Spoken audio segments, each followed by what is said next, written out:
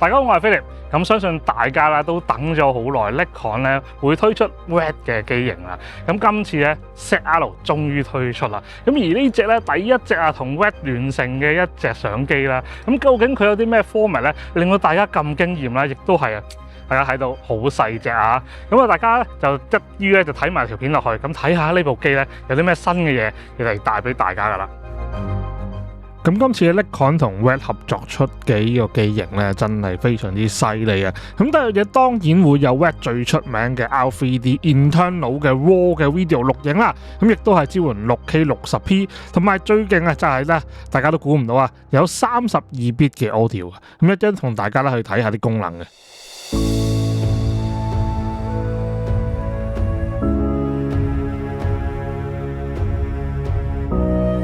咁今次新增咗啦 R3D 啦，咁所以就可以行到 IPP2 嘅流程，咁即係咧 Log4j10 嘅一個即係 log 啊。咁大家當拍 R3D 嘅時候咧，就可以用到咧呢個 RED 嘅 log 啦，然後可以入翻去啦 RED 嘅專業軟件啦 RED Scene X Pro 啊，咁入咗去咧就可以啊將佢咧轉換翻即係一個 IPP 嘅流程啦。咁就算咧其實大家咧即係唔係好識調色啦，亦都可以利用到咧 RED 本身推出咧一啲譬如頭先啦low contrast 嘅甩啦，或者 high contrast 嘅甩啦，咁唔同嘅甩咧已經係預設咧可以俾大家去用得到，咁變咗大家見到咧啲膚色啦或者顏色咧，亦都係非常之靚嘅，咁就可以俾到咧大家啦喺拍攝嘅時候咧更加方便。就算係調色嚟講咧，即係唔係好識得叫做還原個顏色啦，咁亦都佢咧可以利用到 RED 本身嘅甩啲甩啦，咁就可以咧還原到咧一個好靚嘅顏色啦。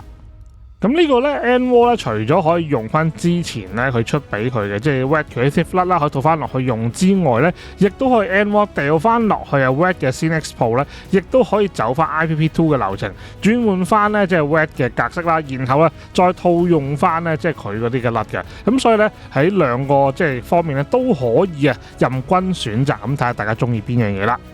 同埋喺 R3D 之下咧可以達到15級嘅動態範圍嘅。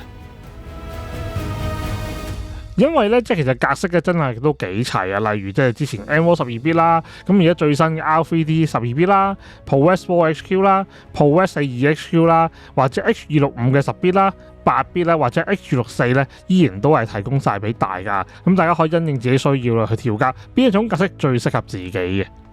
咁有啲人話啦，既然即係 NWAR 或者 R3D 咁勁咧，會唔會有錄影限制啦？咁就冇乜限制嘅。咁例如咧，就去到最高 6K 60P 啦，即係 59.94P 啦。咁亦都去到咧 4K 嘅 120P 啊、100P 啦。咁啊等等咧，都係支援晒。咁所以咧，大家可以因應自己需要咧，校翻嘅唔同嘅 frame rate 㗎。咁另外咧，除咗機身嘅輔助監控模式之外咧，咁亦都今次新增咗可以加 3D 甩啦。咁大家可以入翻咧自己喜歡嘅 3D 甩，或者 RED 啊，或者 Nikon 咧推出嘅一啲 3D 甩啦，可以入翻落去咧，令大家拍 log 嘅時候可以套用翻落去。咁無論係 playback 啦，或者係你拍緊嘅時候咧，都可以套用翻個甩咧嚟睇翻個顏色啦。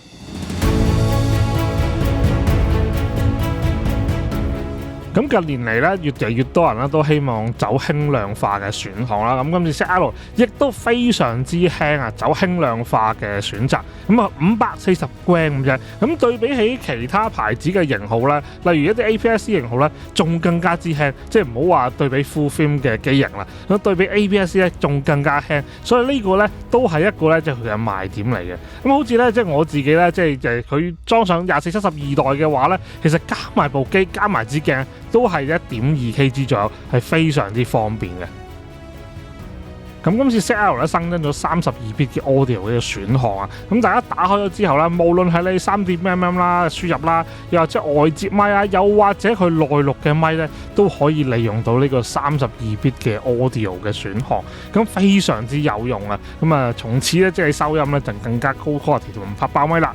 咁同埋咧，其實個機頂咪咧都有個特別嘅嘢，咁大家係即係都要好留心。哇，點解會咁重點講 audio 咧？即係除咗32bit，咁如果大家留意開科技新聞咧，都討論緊咧，究竟邊一間廠咧可以用到 Nokia 最新嘅 OCLO audio 技術？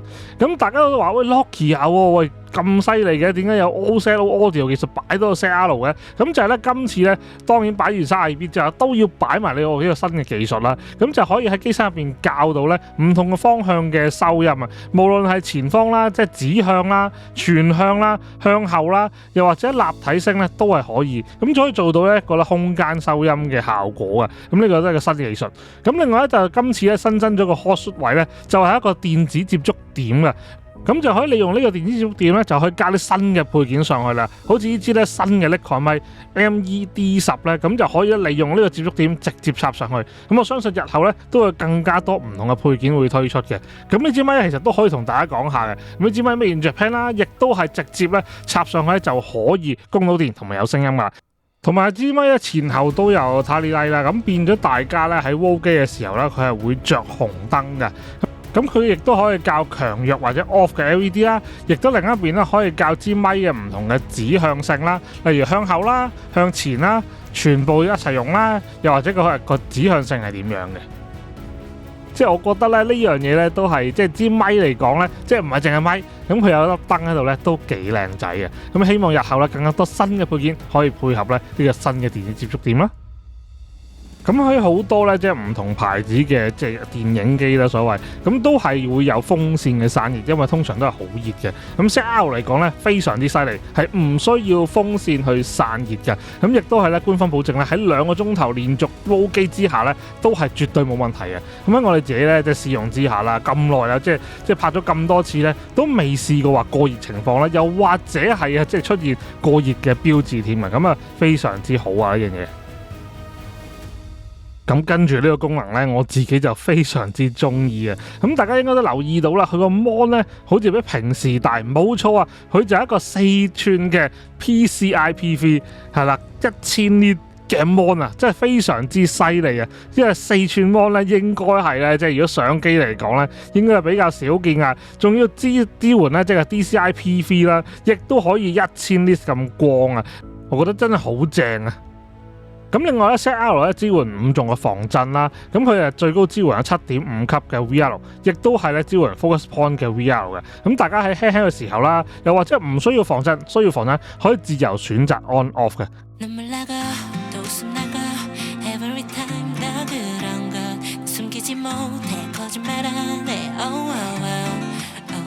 咁今次 ZR 咧亦都有啦9個 recipe， 無論係影相啦或者拍片咧，都可以使用呢啲 wet 嘅 recipe 咧，可以去咧拍片啦或者影相咧，可以好輕易達到咧一啲電影 feel 嘅一啲 video 啦，又或者相啊。咁咧大家咧亦都可以利用到 recipe 咧去更加多嘅創作唔同嘅嘢啦。咁都好老實講啦，因為咧好似即係拍 log 啦，又或者係調色咧，其實就唔係話真係個個咧都會好熟悉嘅。咁所以有呢啲 recipe 咧，可以令到大家咧可以好輕易享受到咧，即係 wet 嘅色彩顏色啦，亦都好輕易咧可以拍到啲電影嘅調色出嚟嘅。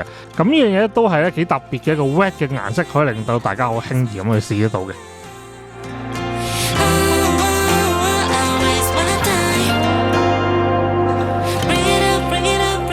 今次 ZR 咧係用咗咧一粒咧部分堆疊式設計嘅高速 CMOS 嘅，咁咧佢2450萬像啦，支援20張嘅連拍，亦都係支援負10 EV 嘅 Low Light AF 嘅。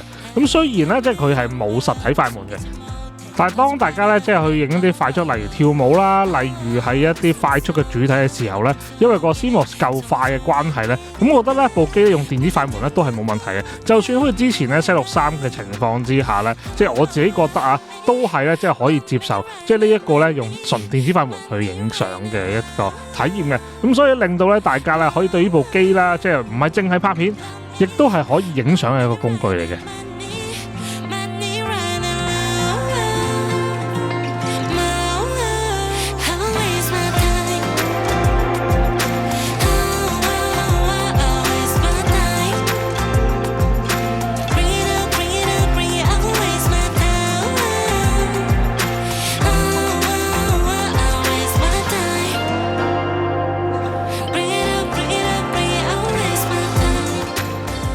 咁 ZR 咧都係啊有防塵防水滴嘅設計嘅。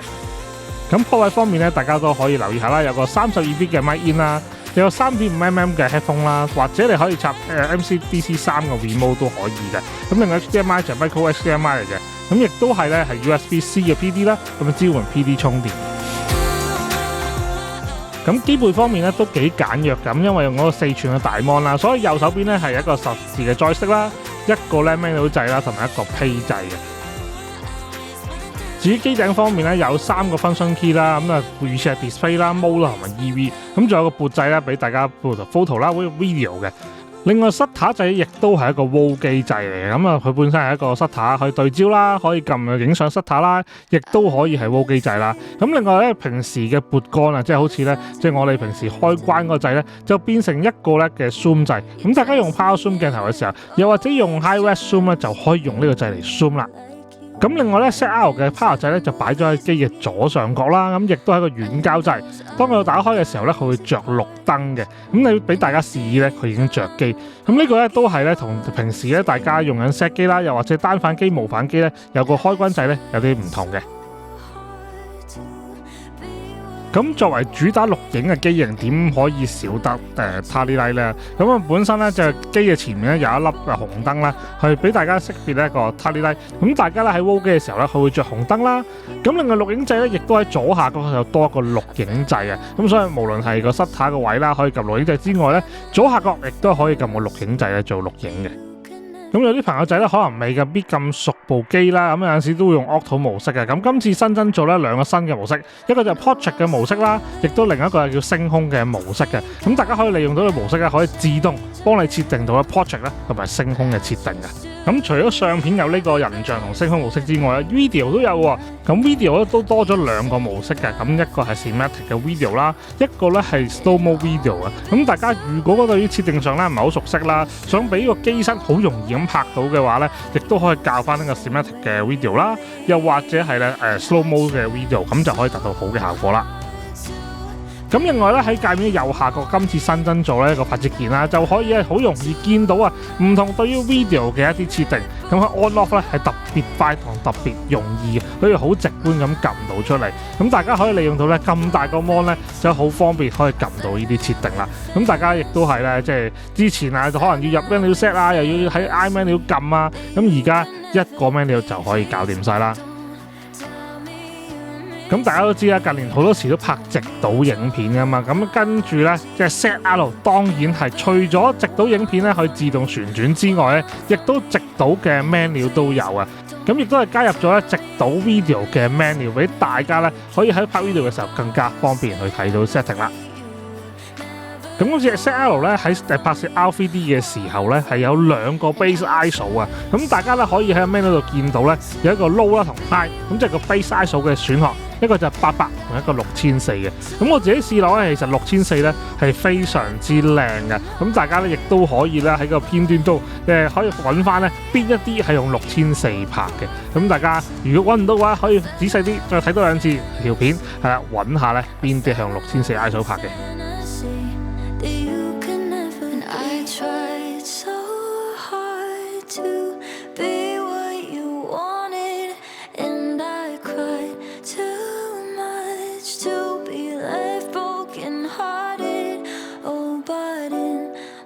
咁至於記憶卡方面咧，除咗主力卡係要使用啦 CF Express Type B 之外咧，咁其實 Type B 咧可以拍到 R3D 啦、ProRes RAW 啦、NRAW 啦、ProRes 啦。咁如果大家真係唔記得帶卡嘅話，亦都可以用翻佢嘅 microSD 咧，可以拍翻平常咧嘅普通嘅264啦、265嘅。咁起碼係好事啦，起碼叫做雙卡槽，可以俾大家有個 backup 選項啊嘛。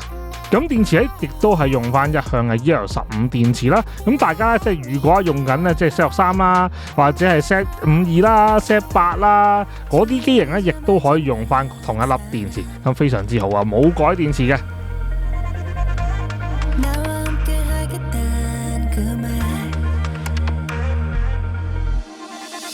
咁既然主打 video 機型，當然唔少得第三方嘅配件啦。今次咧亦都係同 Sportwack 咧一早已經研發咗一啲唔同嘅配件俾大家配合使用啦。咁例如咧佢嗰個 cage 咧，咁亦都係有手柄啦，咁可以加厚翻個手柄。無論你咧要揸啲重型啲少少嘅鏡頭啦，又或者輕嘅鏡頭咧，亦都可以利用到個手柄咧，可以更加舒服嘅。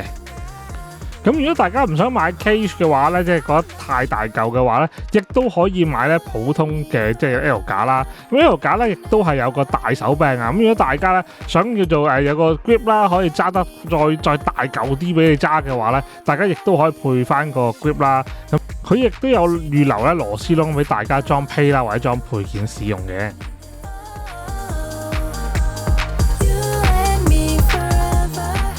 咁今次咧，其實都要偷啲時間咧嚟多謝啲朋友啊，即係幫手嚟試機啦。咁就有上客啦 Mina 啦，咁啊多謝佢咧幫手試機。咁大家記得去 follow 佢 IG 啦。咁另外仲有啊，就係 Angel 啦。咁 Angel 之前試鏡，相信大家都會見過啦。咁亦都多謝佢咧咁辛苦同我哋拍咁多跳舞片。咁之後都會剪更加多嘅片咧俾大家睇下嘅。另外仲有 Stephanie 咧，都係 Angel 嘅隊友嚟㗎，咁大家記得咧要去個 IG 度 follow 埋佢啦。仲 Asta 都係 Angel 嘅隊友嚟喎，咁大家記得咧去埋佢嘅 IG 度 follow 埋佢啦。咁4位記得到大家都要去 follow 啦。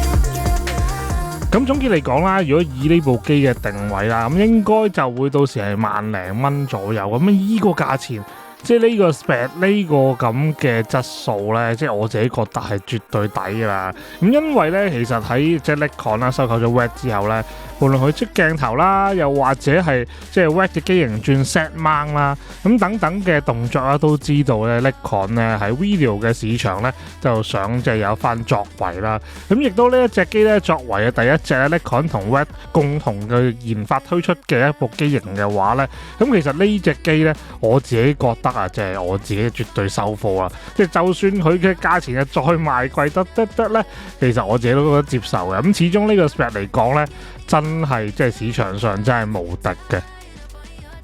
咁啊，話雖如此啦，咁你話係咪完全冇缺點咧？當然都唔係嘅。咁啊，唯一一個即係唯一一個少嘅即係遺憾啦，佢用咗一個 micro HDMI 啦。咁但係都唔係話大問題嘅。咁啊，始終因為佢即係有本身個大 mon 啦。咁對於即係如果平時我哋要插 HDMI 嘅話咧，即係雖然而家好多機型即係 Nikon set 嘅新機咧都用大頭，咁但係咧細頭嚟講咧，亦都唔係太大影響我嘅。咁我覺得咧都可以接受啦。咁啊〜始終呢個價錢啦，呢個 spec 啦，再講次都係㗎，即係再問多次都係，哇！呢個價錢嚟講真係無敵啊！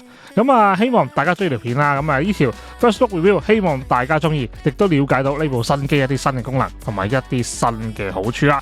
咁啊，希望大家支持我 like 片、share 片、subscribe 上路，有咩意見下面留言一齊傾下。對於呢部機啦，同埋 Nikon 同 RED 出呢部機啦。究竟個成績表大家接唔接受？歡迎下面留言一齊傾下。大家咧，即係對於呢個機啦，或者未來有咩機型、有咩功能想大家加落去嘅，都歡迎大家一齊傾下啦。咁我哋下次再揾更加多新嘅嘢同大家試下玩下、拍下片啦。我哋下次再同大家見面，拜拜。